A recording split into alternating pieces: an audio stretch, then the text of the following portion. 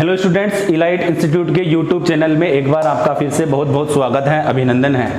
देखिए, हम बात कर रहे थे यहाँ पे कि पुष्पी पादपों में लैंगिक जनन। उससे पहले हम बात करेंगे कि देखिए स्टूडेंट्स, आप जितने ज़्यादा हो सके आप क्या करो, मेरे को कमेंट्स किया कीजिए, जिससे मेरे को पता चले कि बच्चे कौन कौन से बच्चे जो हैं वो मेरे से जुड़े हुए हैं और मेरे स्कूल के बच्चे कौन कौन से हैं वो जुड़े हुए हैं। ठीक है, और उससे आप अपनी जो प्रॉब्लम है उसको भी आप कमेंट्स के द्वारा उसको आप भेज सकते हो मेरे को, जिससे मैं आपको अपनी जो आपकी प्रॉब्लम है उसको सॉल्यूशन करने में मैं क्या है समर्थ हूँ। ठीक है, और ज़्यादा से ज़्यादा वीडियो को देखा कीजिए, लाइक कीजिए, सब्सक्राइब कीजिए, शेयर कीजिए अपने फ्रेंड्स के साथ और कमेंट्स ज़रूर कीजिए। और जैसे कोई प्रॉब्लम है उसको आप शेयर कीजिए।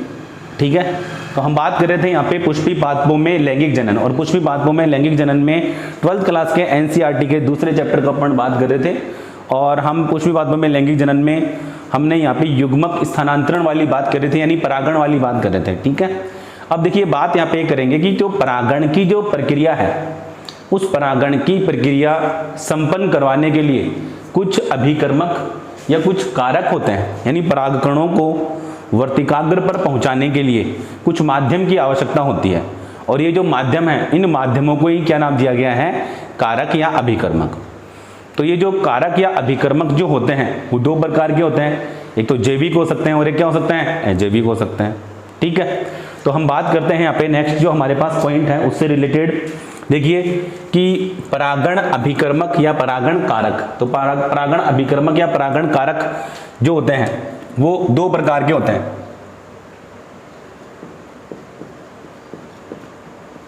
परागण कारक कितने प्रकार के होते हैं, दो प्रकार के। एक तो क्या होते हैं, अजैविक, और दूसरा कौन सा होता है, जैविक। तो अजैविक में दो चीजें आएंगी, एक तो क्या पढ़ेंगे अपन, वायु अजैविक में, और एक जल। और जैविक में विभिन्न, जैविक जिसमें जीव संपन्न होगा, तो जैविक में कौन कौन से जैसे आ सकते हैं, जैसे अपन बात करें यहाँ पे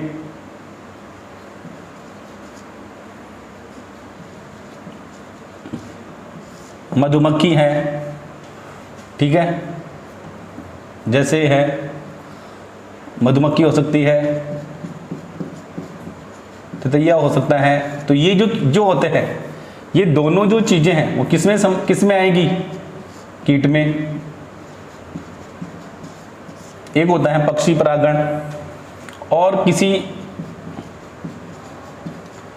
जानवर के द्वारा भी क्या होता है, कई बार परागण की प्रक्रिया संपन्न होती है। ठीक है, जैसे इसके अंदर और अभी अपन बात करेंगे। ठीक है, देखिए हम बात कर रहे हैं यहाँ पे कि जो परागण की प्रक्रिया में जैसे वायु है और जल के द्वारा है, तो सबसे पहले जब परागण की प्रक्रिया वायु के द्वारा संपन्न होगी तो उसे हम क्या कहेंगे, वायु परागण कहेंगे। और वायु परागण के यानी जब परागण की प्रक्रिया वायु के द्वारा संपन्न हो तो उसमें कौन कौन सी विशेषता होनी चाहिए। एक बात बता देता हूँ कि वायु और जल के द्वारा जब परागण की प्रक्रिया संपन्न हो तो उसके लिए यहाँ पर ये क्या है, एक संयोगात्मक घटना है।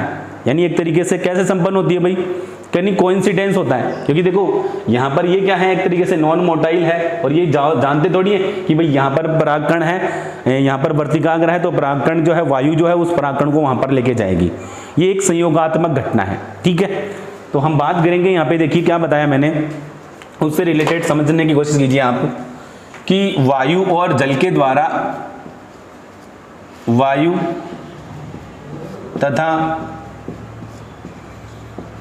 जल के द्वारा परागण एक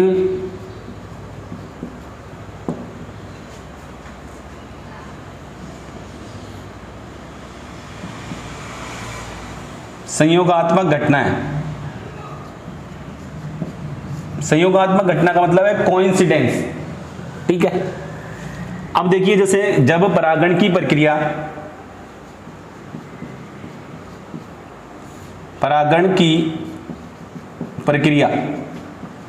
जब परागण की प्रक्रिया किसके द्वारा संपन्न हो? वायु के द्वारा।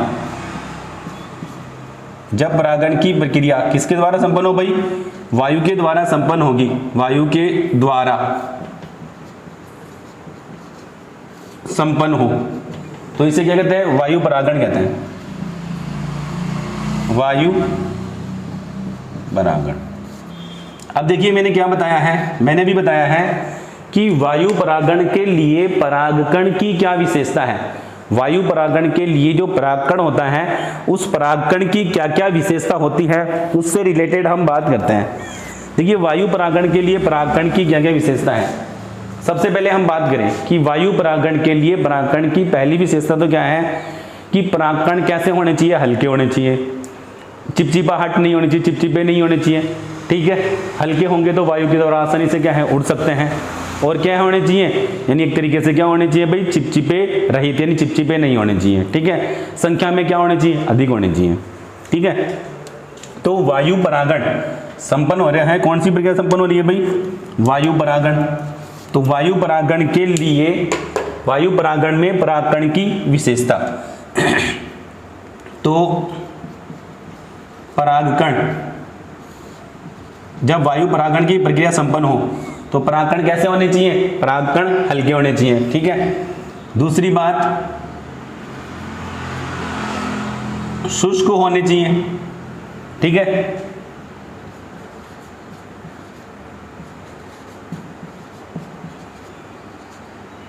चिपचिपाहट रहित होने चाहिए, ठीक है। यानी परागण हल्के होने चाहिए, शुष्क होने चाहिए, चिपचिपाहट रहित होने चाहिए। और एक और बातें मैंने बताई है कि संख्या में क्या होनी चाहिए? यहां पर अधिक।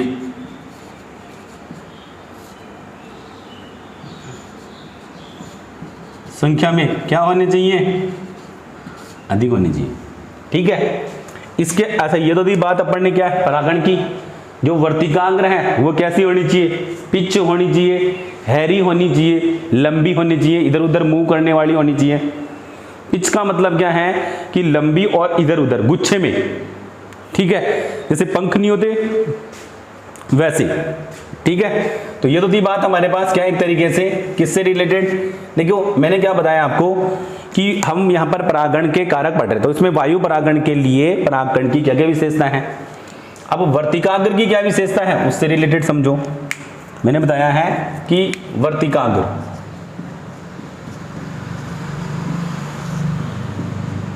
वर्तिकाग्र और वर्तिका, ठीक है, इस तरीके से कह सकते हैं अपन। तो कैसी होनी चाहिए? लंबी होनी चाहिए, पिच मतलब गुच्छे में, ठीक है। और यानी पक्षमाप, यानी एक तरीके से हैरी कह सकते हैं अपन। हैरी का मतलब है रोमिल, ठीक है। अब एक इंपॉर्टेंट बात बताता हूं, इसके एग्जाम्पल की वायु के द्वारा परागण की प्रक्रिया संपन्न हो ऐसे कौन कौन से प्लांट हैं। तो देखिए अपन बात करते हैं भुट्टा, या जैसे कॉर्न नहीं होते हैं, कॉर्न, भुट्टा याद रख लेना, मक्का कह सकते हैं भुट्टा की बजाय, मक्का। और दूसरा अपन बात करें घास। ये दोनों ऐसे प्लांट हैं जिनमें कौन सी प्रक्रिया, यानी परागण की जो प्रक्रिया है वो किसके द्वारा संपन्न होती है? वायु के द्वारा, ठीक है। ये तो था वायु परागण। अब अपन बात करेंगे यहां पे क्या, जल परागण। अब डेफिनेशन सीधी सीधी बात वही आ गई कि जब परागण की प्रक्रिया जल के द्वारा संपन्न होगी तो उसे अपन क्या कहेंगे? जल परागण। तो जल परागण जैसे एल्गी है, ब्रायोफाइटा है, टेरिडोफाइटा है, इसमें किसके द्वारा संपन्न होता है? कौन, ये जो प्लांट है इनमें परागण की प्रक्रिया। देखो जल परागण की डेफिनेशन तो समझ में आई गई ना कि जब परागण की प्रक्रिया जल के द्वारा संपन्न हो तो उसे अपन क्या कहेंगे? जल परागण। अब जल परागण के जो एग्जाम्पल है वो क्या क्या है इसके बारे में बात करें, जैसे एल्गी, एल्गी, ठीक है। इसके अलावा जैसे अपन बात करें ब्रायोफाइटा,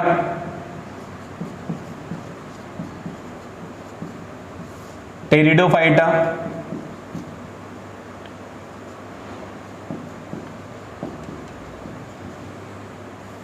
ये जो है प्लांट ही मानते हैं इनको, तो इनमें परागण की प्रक्रिया किसके द्वारा संपन्न होती है? जल की, यानी जल आवश्यक भी होता है और निषेचन की क्रिया के लिए परागण और निषेचन के लिए कौन सी प्रक्रिया की आवश्यकता होती है भाई?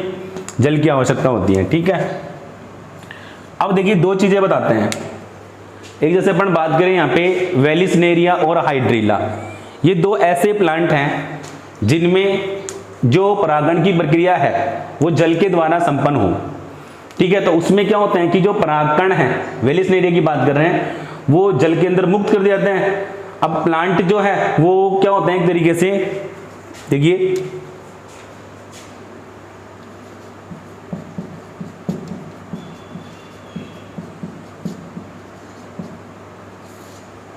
एक तो वेलिसनेरिया है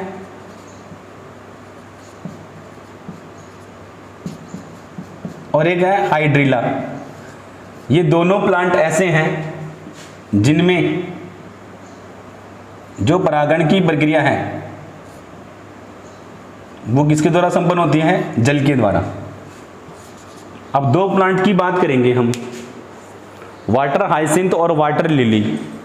ये दो ऐसे प्लांट हैं जो जलीय प्लांट हैं, लेकिन इनमें जल के द्वारा परागण की प्रक्रिया संपन्न ना होकर किसके द्वारा संपन्न होती हैं? या तो वायु के द्वारा या कीट के द्वारा संपन्न होती है। देखिए इंपॉर्टेंट बात है, क्वेश्चन आपसे कैसे पूछा जाएगा? क्वेश्चन आपसे ऐसे पूछा जाएगा कि दो ऐसे कौन से जलीय प्लांट हैं, दो ऐसे कौन से जलीय प्लांट हैं जिनमें परागण की जो प्रक्रिया है वो किसके द्वारा, यानी परागण की जो प्रक्रिया है वो जल के द्वारा संपन्न ना होकर किसके द्वारा संपन्न होती है? तो दो प्लांट ऐसे हैं, उसके बारे में बात करेंगे हम। देखिए एक मिनट स्टूडेंट्स, देखो मैंने बताया आपको अभी कि दो ऐसे प्लांट हैं, एक तो वाटर हाइसिंथ और एक है वाटर लिली। दोनों प्लांट क्या हैं? जलीय, यानी है तो प्लांट जलीय प्लांट है, लेकिन परागण की जो प्रक्रिया है, परागण की जो प्रक्रिया, ध्यान रखना, परागण की जो प्रक्रिया है वो किसके द्वारा संपन्न होती है? इन दोनों प्लांट में, इन दोनों ही प्लांट में परागण की प्रक्रिया या तो किसके द्वारा संपन्न होती है? वायु के द्वारा, या किसके द्वारा संपन्न होती है? कीट के द्वारा। ठीक है, एक बार आप इसको नोट कीजिए, फिर हम बात करते हैं आगे।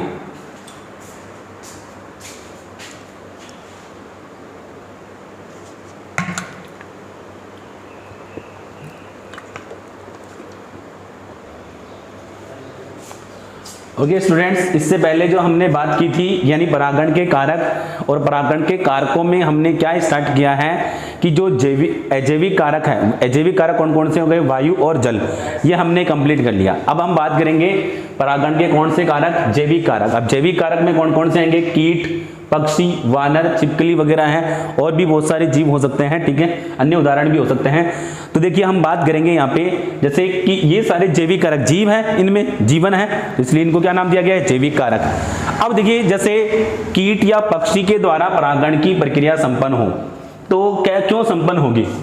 उसको क्या है, कुछ लाभ जब मिलता है कीटों से, जब उनको लाभ मिलेगा तभी तो पुष्पों की तरफ आकर्षित होंगे, और जब पुष्पों की तरफ आकर्षित होंगे, पुष्पों के ऊपर आकर बैठेंगे, तो वो क्या करेंगे, यानी एक तरीके से परागकण को चिपकाकर कहां पर ले जाते हैं? वर्तिकाग्र, दूसरे पुष्प की वर्तिकाग्र पर पहुंचा देते हैं। तो इस तरीके से वो कौन सी प्रक्रिया संपन्न करते हैं? परागण की प्रक्रिया। ठीक है, तो कीट परागण, जब कीटों के द्वारा परागण की प्रक्रिया संपन्न होगी उसे अपन कहेंगे कीट परागण।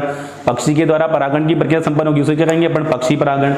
इसी प्रकार वानर और छिपकली के द्वारा परागण की प्रक्रिया संपन्न होगी उसे अपन कहेंगे पक्षी परागण, वानर परागण या छिपकली परागण। ठीक है, तो हम सबसे पहले यहाँ पर एक बात यहाँ पे समझनी है कि अगर परागण की प्रक्रिया कीट के द्वारा संपन्न हो, कीटों के द्वारा, अब कीटों में कौन कौन से आ सकते हैं? जैसे मैंने बताया, अभी मैंने बताया मधुमक्खी है, एक मैंने बताया है ततैया है। ठीक है, एक मैंने जैसे बताया आपको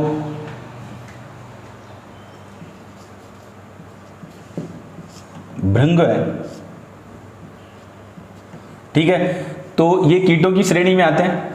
तो ये कौन सी प्रक्रिया संपन्न कराते हैं? परागण की प्रक्रिया। अब परागण यानी एक तरीके से जब ये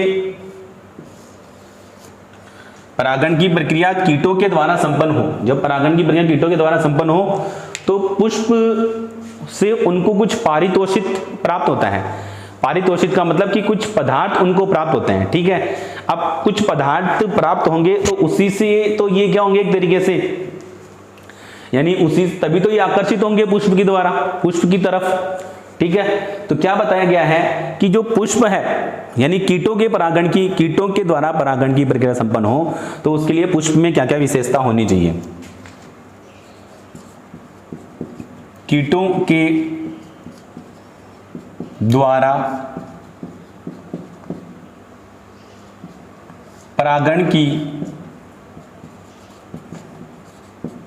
क्रिया में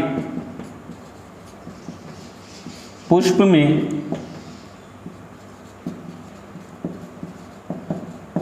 विशेषता, पुष्प में विशेषता में जैसे अपन बात करें सबसे पहले कि पुष्प जो होते हैं ना वो कैसे होने चाहिए भाई, गंध युक्त, ठीक है। और क्या होने चाहिए भाई, मकरंद युक्त, गंध युक्त होने चाहिए, मकरंद युक्त होने चाहिए, गंध युक्त होने चाहिए और कैसे होने चाहिए, मकरंद युक्त, ठीक है। गंध युक्त होंगे, मकरंद युक्त होंगे। इसके अलावा मैंने क्या बताया आपको, देखिए आकर्षक होने चाहिए, आकर्षक, रंगीन, यानी आकर्षक होने चाहिए, रंगीन होंगे तो क्या होंगे, उस पौधों के ऊपर क्या होंगे, आकर्षित होंगे, उनके पास में आएंगे।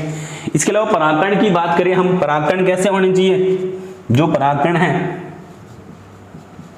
परागण जो होते हैं वो कैसे होते हैं, चिपचिपे, ठीक है। परागण चिपचिपे होने चाहिए, ठीक है। तो ये तो थी बात इससे रिलेटेड। अब देखिए क्या होता है कि जब ये इसके ऊपर आएंगे, पुष्प के ऊपर आकर बैठेंगे, कीट वगैरह हैं तो उसके चिपक जाएंगे और जब दूसरे पुष्प के ऊपर जाएंगे मकरंद को ग्रहण करने के लिए, मकरंद को चूसने के लिए, तो ये क्या होंगे कि परागण की प्रक्रिया संपन्न करा देंगे। कुछ ऐसे प्लांट हैं जिनके अंदर पक्षी के द्वारा, वानर के द्वारा, सरीसृप में जैसे छिपकली वगैरह के द्वारा भी परागण की प्रक्रिया संपन्न होती है, ठीक है। अब एक इंपॉर्टेंट बात बताते हैं, यहां पर क्या है, कुछ परागण की प्रक्रिया में क्या है, कुछ जीव जो होते हैं ना वो क्या करते हैं, एक तरीके से सहसंबंध का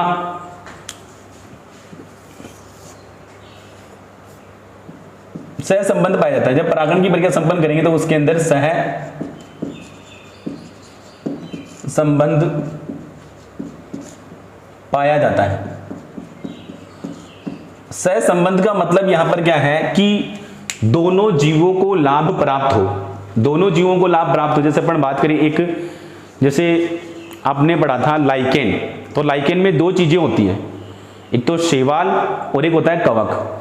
कवक क्या काम करता है, शैवाल को आश्रय या हैबिटेट या एक तरीके से रहने के लिए स्थल प्रोवाइड करवाता है, जबकि जो शैवाल होगा वो कवक को फूड प्रोवाइड करवाएगा। तो दोनों को लाभ प्राप्त हो रहा है, यानी ऐसा संबंध जिसमें दोनों जीवों को बराबर लाभ प्राप्त हो तो उसे अपन क्या कहते हैं, सहसंबंध कहते हैं, ठीक है। तो इसका उदाहरण जैसे अपन बात करेंगे तो इसमें उदाहरण क्या क्या दे रखा है, एक तो एक ऐसा प्लांट है एमोर्फोफिलस,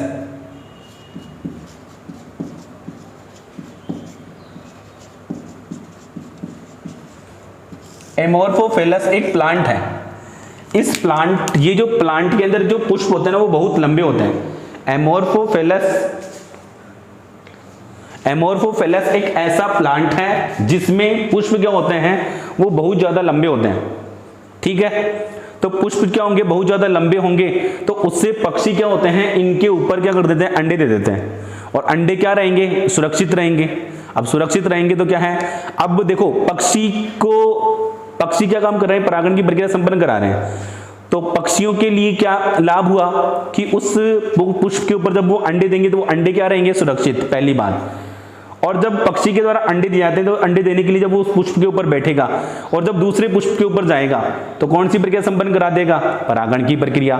तो कुछ बात समझ में आ गई होगी आपको कि एमोर्फोफिलस ये एक जो उदाहरण है देखिए जो मैंने बातें बताई हैं आपको वो समझने की कोशिश कीजिए। मैंने यहाँ पे बताया है कि सह संबंध का मतलब यहां पर क्या है कि दोनों एमोर्फोफेलस पादप है, ये ध्यान रखना, पादप, ठीक है। तो ये क्या है, एक लंबा प्लांट है, लंबा पादप, ठीक है। और पक्षी के द्वारा क्या दिए जाते हैं, अंडे दिए जाते हैं।